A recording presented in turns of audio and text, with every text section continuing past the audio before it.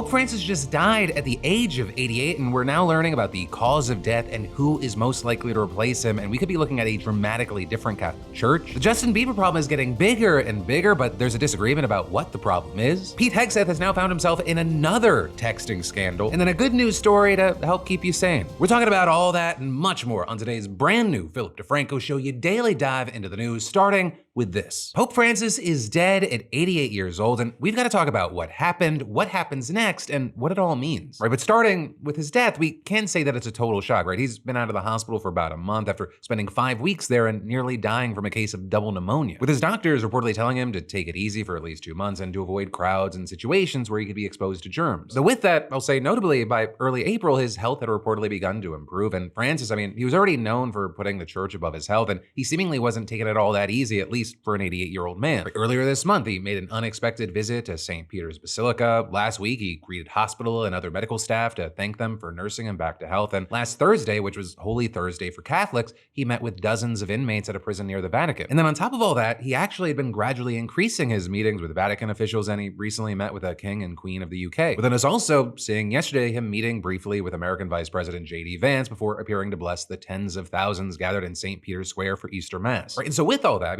just yesterday, you had so many outlets speaking about his continuing or ongoing recovery, which is why, despite knowing how fragile his health was, it was pretty sudden when the Vatican announced that at 7:35 this morning, the Pope had, quote, returned to the house of the Father, with the Vatican later revealing that a stroke and subsequent heart failure was the cause of death. And so then with that, you had mourners beginning gathering back in St. Peter's Square, and you had leaders all around the world offering their condolences, including from the US, of course, with J.D. Vance, for example, who was baptized as a Catholic in 2019, paying tribute to the Pope in a post to X, writing, "My heart goes out to the millions of Christians all over the world who loved him. I was happy to see him yesterday, though he was obviously very ill, but I'll always remember him for the below homily he gave in the very early days of COVID. It was really quite beautiful. May God rest his soul." And then also with that, you had Trump writing on Truth Social, "Rest in peace, Pope Francis. May God bless him and all who loved him." Though all of that is notably, Francis had openly and repeatedly criticized Trump. As far back as 2016, for example, he questioned then candidate Trump's faith, saying at the time, "A person who thinks only about building walls and not of building bridges is not Christian." And then more recently, you had Francis referring to Trump's plan to ramp up deportations as a disgrace, and also claiming that his immigration crackdown was driving a major crisis that damages the dignity of men and women. And then beyond that, while the plight and well-being of migrants was a major focus of Francis, he'd been described by some as the woke pope for his relatively progressive views on other issues including gender, sexuality, conflict, and climate change. Or with his most controversial moves among some Catholics probably being to express support for the LGBTQ community and same-sex civil unions. And that is in addition to things like taking steps to improve the gender balance in the church, right? Increasing the number of women working at the Vatican, including those in leadership positions. And so with that,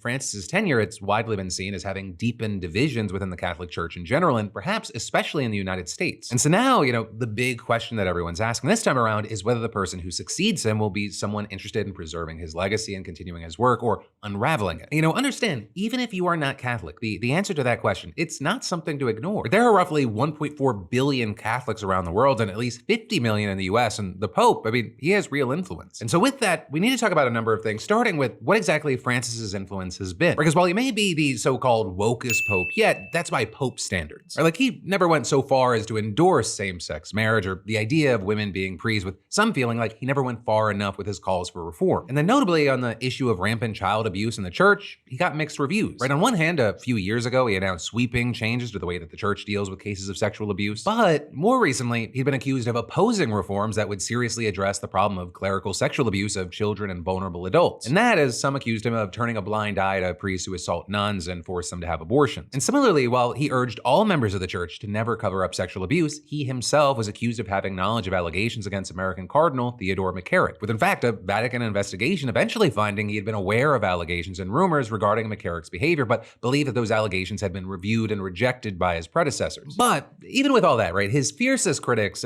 those were conservatives and traditionalists, or with some claiming he had abandoned traditions, undermined the church's moral teachings, and one archbishop even branding him a heretic and getting excommunicated. And in another case, you had hundreds of priests and Catholic scholars signing an open letter urging him to reverse his decision to approve blessings to be conferred upon people in same-sex relationships, with notably Francis firing back and denouncing what he described as their hypocrisy and saying, "Nobody gets scandalized if I give my blessings to a businessman who perhaps exploits people, and this is a very grave sin, but they get scandalized if I give them to a homosexual. And notably with that, Francis was at times especially at odds with Catholics in the United States. And I mean, in 2023, for example, Francis blasted what he saw as the backwardness of some conservatives in the States, with him saying that they had to replace faith with ideology and that a correct understanding of Catholic doctrine allows for change over time. And then, even as he was criticizing Trump, some Catholic leadership in the United States has seemingly sided with MAGA. And so, for example, in 2021, we saw things like some bishops issuing guidance that would deny the sacrament of communion to Catholic politicians who publicly support and advance abortion rights, such as Joe Biden. And although they mostly backed off after the Vatican warned against using the Eucharist as a political weapon, with Francis preaching that communion is not the reward of saints, but the bread of sinners, some still defied him. Right? I mean, you had the Archbishop of San Francisco saying specifically that Nancy Pelosi would not be permitted to receive communion in his archdiocese unless she was willing to publicly repudiate her stance on abortion. And now, as we're in Trump 2.0 land, I mean, we've seen bishops applauding the administration's initiative supporting school choice, rolling back federal support for gender transitions, and requiring foreign agencies receiving U.S. aid to certify that they don't provide or promote abortion. And so that's why, with all this, you have some saying that the Trump administration is not above trying to steer the election for the next pope in its favor. With this, for example, seeing one observer of Vatican politics telling Politico they've already influenced European politics. They'd have no problem influencing the conclave, and adding they might be looking for someone less confrontational. Now, of course, that said, it's not clear exactly how the administration would manage that, but it would be a huge mistake to take the process of selecting a new pope as not political. Right? As you may or may not know, the way that it works is that within the next 15 to 20 days or so, the more than 250 members of what is known as the College of Cardinals, they're going to gather in Rome for what's known as a conclave. Though notably, only those under 80 years of age are actually allowed to vote. Right? And so they enter the Sistine Chapel, they swear an oath of secrecy, and then they vote by secret ballot. And in fact, a 2/3 majority is needed to elect a new pope, and they just vote again and again until this 2/3 majority emerges. So this is maybe you've seen on some screen. After every vote, smoke is released through a chimney that can be seen from St. Peter's Square. And when a vote ends without a 2/3 majority, the smoke is black, and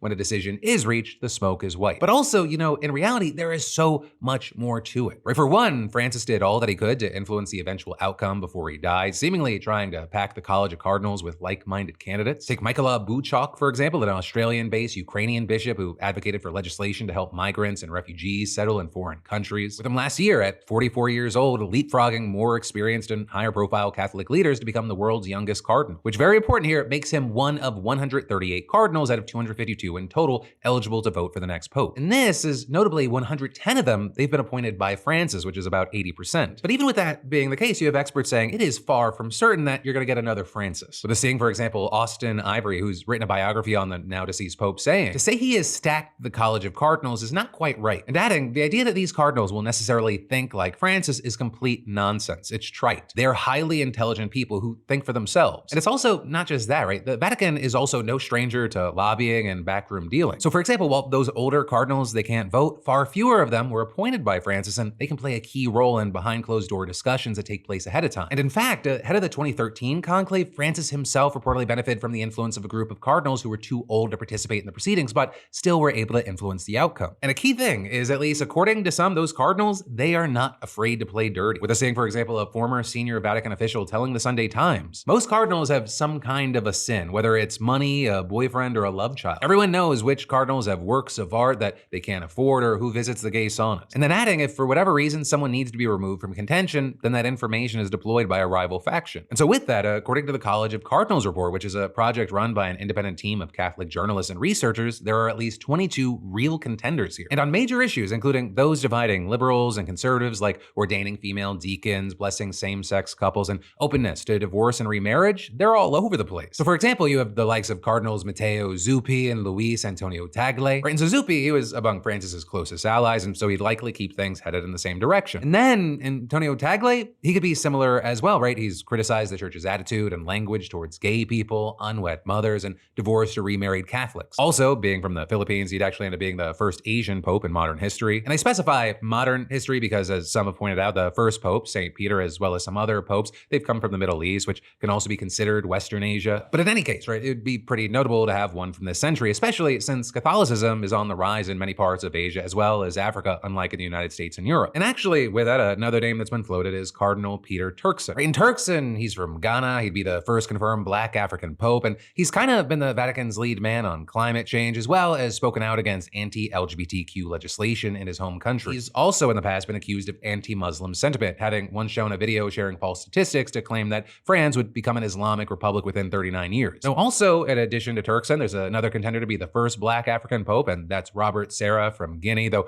I will say his views are very different. Where he's branded so-called gender ideology as demonic and talks similarly about what he's described as Islamic fanaticism. Also, speaking of possible leading candidates on the conservative side, you have Cardinal Peter Erdoğan from Hungary. Right, he is notably close to Hungarian autocrat Viktor Orban, which makes it unsurprising that he's been vocal on immigration, reportedly having once compared the act of taking in refugees to human trafficking. But in any case, finally, you also have someone like Cardinal Pietro Parolin, who's now the Vatican Secretary of State. And Parolin, he's seen as more of a moderate figure who could potentially appeal to both liberals and conservatives, with one unnamed Vatican insider reportedly telling The Telegraph he's very experienced, and that could count for a lot in these times of turbulence. He could be seen as a steady hand at the tiller. But even then, there's more names to consider, with different outlets publishing their own lists of top contenders that are all different and include several names I didn't mention here. But for now, we're gonna have to wait to see what happens, and there's a lot that could play out from now, so when they pop that white smoke. And then, I've got more important news for you in just a moment, but first, hi, my name's Phil, and I hoard photos on my phone. Like 14,387 of them. And how many people actually see them? Basically no one. And really, odds are you're like me, thousands of photos of friends, kids, or family that are never gonna see the light of day until today, thanks to today's sponsor, Aura Frames. Right now, my digital hoarding actually means something, and it's totally changed how my family stays connected. Last year we gifted one to Lindsay's mom, and watching her face light up when surprise photos pop up, it's amazing. Right? Aura Frames are many things, but they're also the go-to Mother's Day gift that's gonna keep on giving. Right? And even my dad, who thinks that the HDMI cord's the internet, he had his frame up and running in minutes. And it's all easy. You can upload photos remotely, so it's like you're updating their fridge in real time. And it works both ways. Your family can send you pictures as well. It's connection without the group chat chaos. And the frame, it looks great anywhere. And the high-res display, it makes digital photos look like real prints. And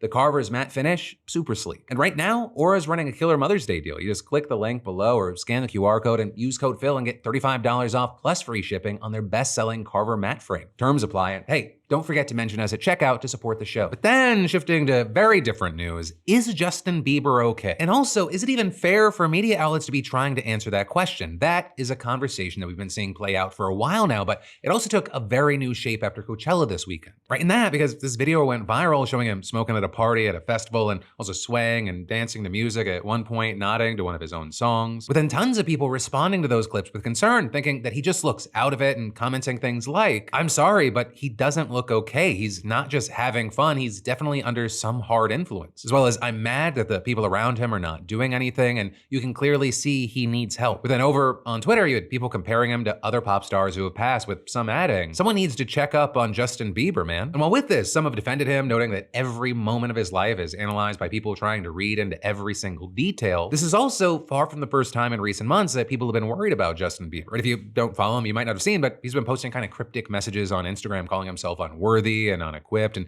adding that he feels like he's drowning while also telling people to let go of hate. Also in other posts, he's talked about having anger issues and sometimes hating himself, and he also recently yelled at a paparazzi for filming him while in Palm Springs. So even all of that, it's just kind of a tiny portion of the behavior that people have been reading into lately. Where people have also expressed concern about certain paparazzi photos that have been taken and have come out of him, which actually led to a rep shooting down rumors about drug use in February, with them telling TMZ that these claims are, quote, "exhausting and pitiful, and shows that despite the obvious truth, people are committed to keeping negative, salacious, harmful narratives alive." And one of the things is that talk about Justin, it extends well past anonymous social media users endlessly speculating. It's reached major industry news outlets. Right, just last week, you had the Hollywood Reporter running a massive piece titled "Justin Bieber's Crisis of Faith," with that diving into some of Justin's social media posts, as well as other sort of behind closed door matters regarding his business and team and religion, with the article saying, "A bitter management shakeup, angry public outbursts, a narcissistic pastor whose word is gospel. What in God's name is happening to the once mighty pop icon?" With a former team member reportedly telling the outlet, "Seeing him disintegrate like this, it's watching the embodiment of someone not living their purpose. He's lost. There's no one protecting him because there's no one willing to say no to him. You say no, you get blown out." With the article then also saying that Justin still owes money over a canceled tour from 2022. Also with this last week, you had other sources telling People magazine that people close to Justin are worried about him. But then you have other outlets like Rolling Stone pushing back against media reports that he's not doing well, arguing that his so-called vibe shift, it indicates a creative change for him as he pays attention to up-and-coming artists. And so among all the talking, it's sparked conversations about what the media's role in talking about Justin Bieber like this should even be. Or with, for example, the Hollywood Reporter getting some heat online for its deep dive into Justin, with some comparing it to the way that the media treated Britney Spears and writing, "I would delete this if I were you," as well as, quote, angry public outbursts, and it's him reposting memes and telling paparazzi to leave him alone. If anything, I hope he actually yells so these paid articles might actually have a hint of truth to them. And this is you had Justin's reps also shooting down the article, telling People magazine, "This is just clickbait stupidity based on unnamed and clearly ill-informed, quote, sources,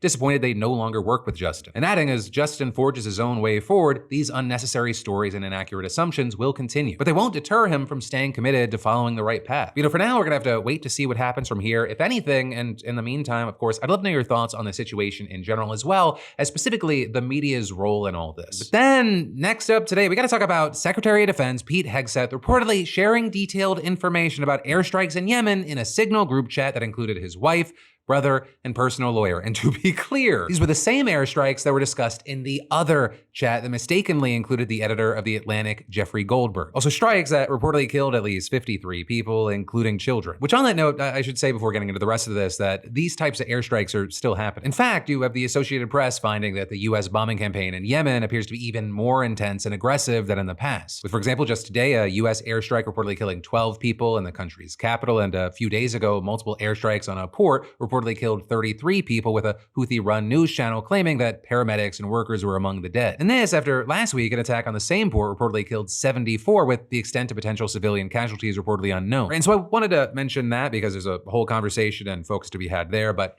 for today, back to the Signal chat controversy. Notably there, besides having a conversation on Signal, Hegseth reportedly used his private phone rather than his government one to access the chat. And this, even after several staff members reportedly encouraged him to move the work-related matters to his government phone, which he reportedly never did. And then as far as those included in the chat, well, like I said, there was Jennifer, his wife, who's a former Fox News producer and who, in case you were wondering, is not a Defense Department employee. Though this also is notably she has reportedly accompanied her husband to sensitive meetings with foreign military officials. But then moving on from his wife, there's Hegseth's brother Phil and the lawyer whose name is Tim Parlatore. And those two, I will say, at least have jobs in the Pentagon. Phil is working as a liaison to the Department of Homeland Security and as a senior advisor to the Defense Secretary, aka his brother. And Tim, he is still reportedly working as Hegseth's personal lawyer, but he is also a Navy commander in the Judge Advocate General's Corps, a job he reportedly got about a week before the strikes took place. And with that, it's still really unclear why either one of them would need to know about upcoming military action in Yemen. And as far as what kind of information they were actually privy to, it reportedly included flight schedules for the fighter jets. So essentially the same attack plan shared in the chat with Jeffrey Goldberg, though also notably unlike that chat, which was created by National Security Advisor Mike Waltz and included Goldberg by accident, this one was created by Hegseth. And as far as we know, it included his wife, brother, and lawyer on purpose. And in fact, it reportedly also included about a dozen other people from his personal and professional inner circle before his confirmation as defense secretary, including, for example, 2 senior advisors who were accused of leaking unauthorized information last week and were fired. So actually, with that, Hegseth has seemingly responded to this latest story by trying to pin it on those individuals and just attacking the media in general. You know, what a big surprise that a few leakers get fired and suddenly a bunch of hit pieces come out from the same media that peddled the Russia hoax. See, this is what the media does. They take anonymous sources from disgruntled former employees, and then they try to slash and burn people and ruin their reputations. Not gonna work with me. This is why we're fighting the fake news media. This is why we're fighting slash and burn Democrats. This is why we're fighting hoaxsters. This group, no, this group right here, full of hoaxsters that peddle anonymous sources from leakers with axes to grind, and then you put it all together as if it's some news story. And when we know exactly what it is. With that, it's now actually being reported that the White House has started looking for a new Secretary of Defense, though publicly, I will say, the administration has stuck by Hegseth, echoing his own talking points. With, for example, the chief Pentagon spokesperson blaming the so-called Trump-hating media, as well as disgruntled employees, with a motive to sabotage the Secretary and the President's agenda, as well as maintaining that, quote, there was no classified information in any Signal chat, no matter how many ways they try to write the story. With an also White House spokesperson Caroline Leavitt saying that Hegseth has Trump's support and claiming the entire Pentagon is working against their agenda, which arguably is kind of a way of agreeing with the former top spokesperson for the Pentagon who wrote an opinion piece for Politico yesterday claiming that the department is in total chaos under Hegseth's leadership. And this as he notably also accused Hegseth's team of falsehoods about why top officials were fired last week, saying they hadn't actually leaked sensitive information to the media. Right? And so with all that, you have Democrats pointing to the whole situation as even more reason for Hegseth to resign or be fired. With a seeing, for example, Tammy Duckworth, who lost both her legs serving in Iraq, saying, "How many times does Pete Hegseth need to leak classified intelligence before Donald Trump and Republicans understand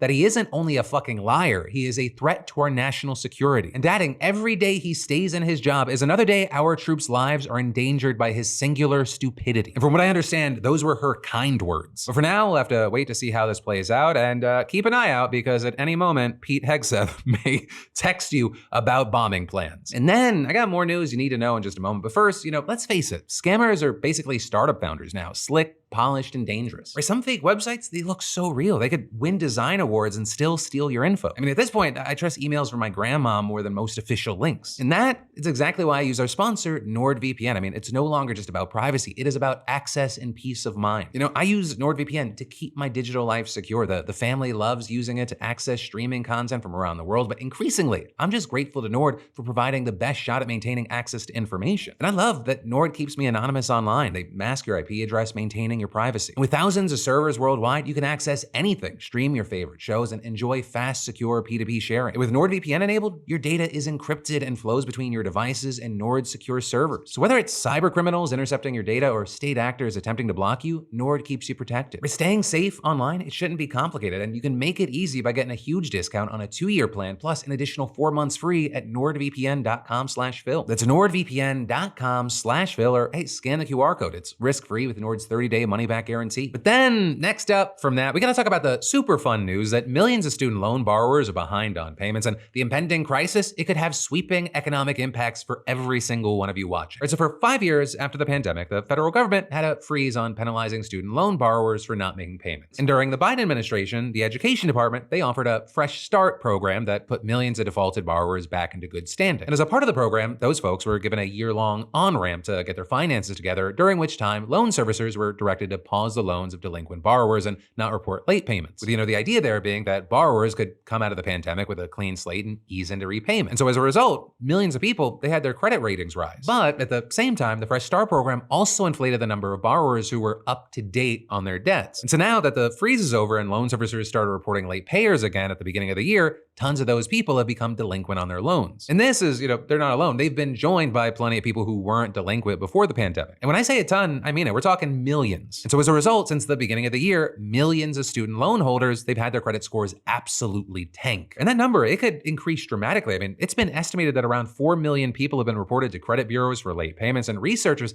they say that the number will rise past 9 million by the end of June. And I mean, even people with good credit, they're falling behind. According to Credit Karma, over 500,000 student loan borrowers with good or excellent credit ratings, they saw their scores drop by an average of 128 points. If you've ever kept track of your own credit score, you know that is a huge drop. I mean, we're talking about a fall that can literally move a borrower with good credit down to the lowest rating tier. And now servicers say that a record number of borrowers could default by the end of the year. Because a big thing here is that federal student loans, they default when they're more than 270 days overdue. And notably, that's a point that people will reach this fall if they've never resumed paying their loans after the freeze. With this seeing Nelnet, the government's largest servicer, sending an analysis to lawmakers that showed an enormous uptick in borrowers whose loans were 4 to 5 months overdue. And to add some context here, just before the pandemic, less than 1% of Nelnet's accounts were nearing default, but now it's nearly 10%. And so you have Nelnet explicitly warning, without immediate intervention, we could face the largest wave of defaults in the program's history. Now, obviously, getting reported for late payments or defaulting on a loan entirely, they both have very serious consequences for the borrower in question, but also this goes way beyond the individual. When people have their credit scores downgraded for any reason, it can prevent them from renting or buying homes. And when they need to take out a loan for a big purchase, emergency cash, or everyday needs, they can only qualify for more expensive and riskier loans. And so as a result, one of the things is that millions of Americans will not be putting as much money into the economy at a time when it's already struggling. And then in addition to that, when/if millions of borrowers end up defaulting, the cost is going to fall on taxpayers who are already coping with high inflation and expecting to bear more economic pain from Trump's tariffs. Now with this, one of the questions that pops up is why the hell do we have so many borrowers not paying their student loan debt? And well, there you have experts involved with restarting loan loan payment collections after the 5-year pause, saying that the reasons are complicated, but there are two main overarching issues. First, the whole system has been an absolutely fucking dumpster fire mess thanks to frequent and massive changes to loan terms and repayment options. Moves that have dramatic consequences not just for borrowers, but servicers and the education department as well. With, for example, 9 million people having had their loans in forbearance, which is a pause on collections. And most of those loans are either stuck in major processing backlogs or frozen by GOP-led legal challenges to an income-driven repayment program enacted by the Biden administration called SAVE. And SAVE allowed students to repay their student loans based on how much money they made, with the idea being to keep payments affordable and avoid defaulting. And while the people who are a part of SAVE and other similar plans have been in limbo for months and have not yet been sent to collections, it's all but certain that the program is going to be struck down by a federal judge or rolled back by the Trump administration. And so basically, we're looking at a massive cliff, and it's just a matter of time before millions of people fall off of it. But also, that whole situation's been further exacerbated by the Trump administration's tactics. Right? The shifting loan terms and repayment options, they've caused a ton of chaos, creating a surge in processing issues and other demands from borrowers. But instead of increasing education department staffing to field the increased need, you have the Trump administration doing the exact opposite, imposing sweeping cuts to the agency, which Trump has also directed the agency secretary to eliminate. And as a part of that, Trump has said that he'll be moving the management of student loans to the Small Business Administration. Now, as we've talked about numerous times, neither of those goals can be achieved without Congress, which has made it clear it's not interested. But insiders say that the impact of Trump's orders, as well as the plans to fire almost half of the education department's employees,